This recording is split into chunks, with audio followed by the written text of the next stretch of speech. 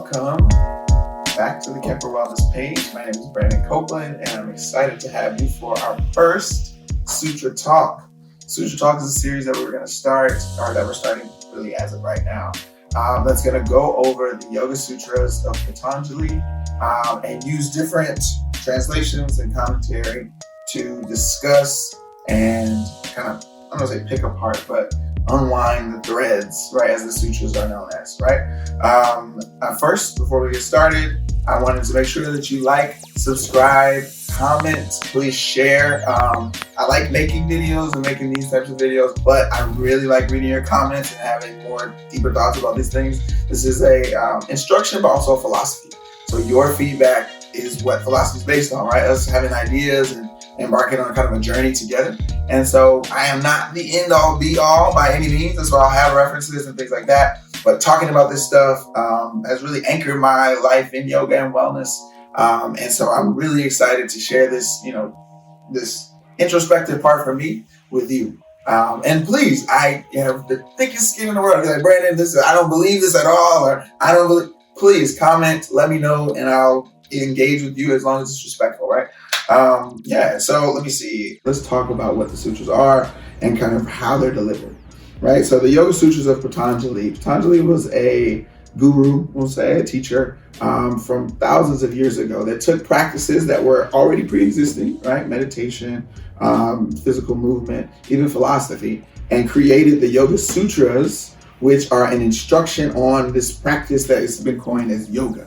So like when you think about like, what is yoga? How do I do yoga? A lot of times you think like, where do I buy a mat? Or like, where do I, start to like touch my toes or something, right? There's so much more to the philosophy of yoga that we often don't get to talk about because we're thinking so much about the mat, right? And so the sutras are a great way to find a philosophical and even psychological and often practical grounding of the yoga practice in a text that you can interpret on your own, right? The way that they're delivered is as threads, like I said. So they're one word kind of statements. So it'll be like yoga now teaching begins, right? But the commentary on them is what has created text for the last, 4,000 years, where people are using their interpretations and taking that very distilled knowledge and giving you more insight on it based on their experience. Yoga is an experiential practice. It's a practice. It's something that is not that we expect you to just believe. You should go to a class and feel it and things like that. So it is a text that you want to kind of grapple with, as you can see with how old this book is. Right? So it's like, don't be afraid as a philosophical practice to get it right or get it wrong, or to have to do one thing or another thing. Or just kind of take it in and let it roll over in your mind, right? And kind of see how it resonates with you, and then apply it, right? More than that, apply it, practice, get on the mat, see how the philosophy works within your own life. And this will be a lot richer than me telling you, what this is about, right? You can read this on your own. So let's start with the first one. The first one, Yoga Sutra, and there are 4 books in the Yoga Sutras, and they go in a different, let me see. The first one is the portion on contemplation.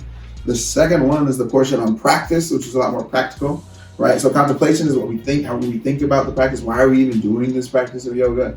Practice is the actual practice itself. Book 3 is accomplishment. So like what happens when you get, the understanding of what yoga is and you begin practicing. And then there's absoluteness, which is a discussion of what this practice will lead to, which is believed to be a connection with God, or an understanding of your connection to a higher power that's within, right? And so it's an outward evolution within, right?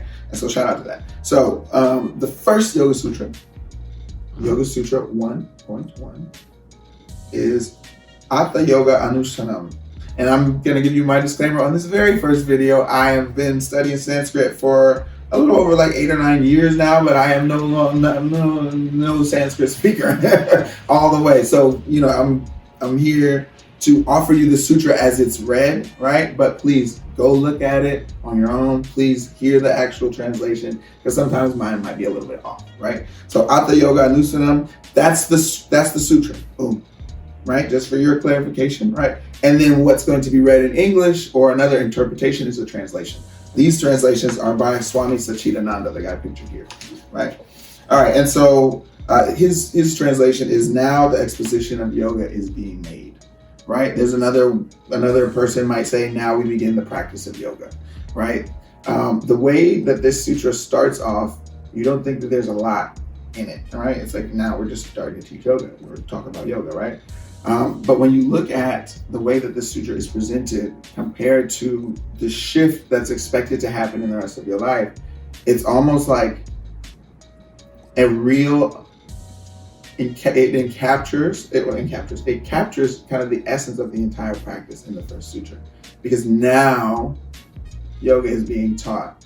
And yoga, if we look at these things as definitions, and one thing that you want to do that these scholars have done is look at each of these words in their own individual capacity and interpret what that means, right? So atha, right? So atha yoga anusasanam is the anusasanam. See, I told you I was gonna do that. Yoga anusasanam, is the sutra itself in Sanskrit, right? The original text. But atha means now, right? Yoga means of yoga, and we'll talk about what that means. And then anusasanam means exposition or instruction. So it's like at this moment now, right? Yoga or union, right? Yoga means union. It's this connection of the things around us. The idea of yoga or practicing yoga is practicing a practice, not just a yoga like a physical practice, but it can be a spiritual practice or intellectual practice, right? Something that brings you closer to a higher power or God, right? Isvara, Brahma, God, Buddha. There's plenty of names for God, right? And so that's why this, as a philosophy, is not particular just to Hinduism. It's not just particular to Buddhism or Islam or Christianity or Judaism.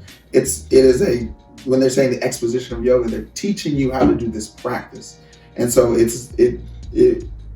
this sutra, especially with the term now, really brings you to the understanding that as soon as this light kind of clicks on and you start to understand that yoga is being taught, like you're on the journey, right? And so starting now and not just saying yoga is this. He's saying, no, like this is a different time than what was before. Now the practice of yoga, the exposition of yoga is being made. Like the stage is being set. And so it's funny, I feel myself like yoga nerding out on this, right? But like the stage is being set for you to understand that, like, as you realize that union can happen, life, like yoga begins to happen. We think it's when you start on the mat, and that's not necessarily the case. It's when you're aware, and you're aware of what now? The moment. And so if you remember this sutra as kind of the grounding within your practice, it's not the one that people always say, which is the next one, the one for next week, right? I'll give you a little preview, right? Where yoga is the restriction of the modifications of the mind, right? That's the one everybody says, what's yoga? They skip this one all the time, right? The first one, right? If you want to know what that was, rewind it or watch next week, right? But no, they skip the first. Now the exposition of yoga is being made. So the first thing that he says, now. If that's the only thing you ever heard or the only thing you ever related to the practice, the first word of the entire instruction is the moment, right? In the entire 4 books. And so and remember, this is, you like, what is the big deal? They only picked 3 words to say as the thing. The other person said, now the exposition of yoga is being, but the way that this is distilled in this person's understanding, which has lasted for thousands of years, it starts with now. And so if you take anything from this, you take anything from practice, it's remember that your connection or that union that we're seeking, that we're striving for on the mat is here. It's now. Now, like now, you're in it. As soon as you get into the moment, yoga, you feel the union, you feel that connection, right? It's the life that we live that makes it hard, the attachments that we have, the things that we're afraid of, or the things that we imagine to be great that take us out of now. And so them sharing this in this first sutra is kind of like a little foreshadowing for you, that while you think that your mind is gonna you're going to do this thing in like as an exposition, right? Now you're here, you're still here, and that's what you will rely on when you get to places and poses or in philosophy or in life where you feel frustrated or kind of overtaxed. Remember now, right? And if you can remember now, then you'll be doing yoga. And it starts all over again, right? And you're at this process of peace. So I want to say thank you for enjoying this, or hopefully enjoying this first Sutra Talk with me, for coming back next week. I want to see you again. I want to continue to talk. And I thank you, especially those with the Twitter fingers, for commenting below, sharing your opinion, your ideas, what you've heard, what you learned, books to read, whatever. I want to hear your responses to this. So thank you for watching. I appreciate you. Like, comment, subscribe, and I'll see you next week.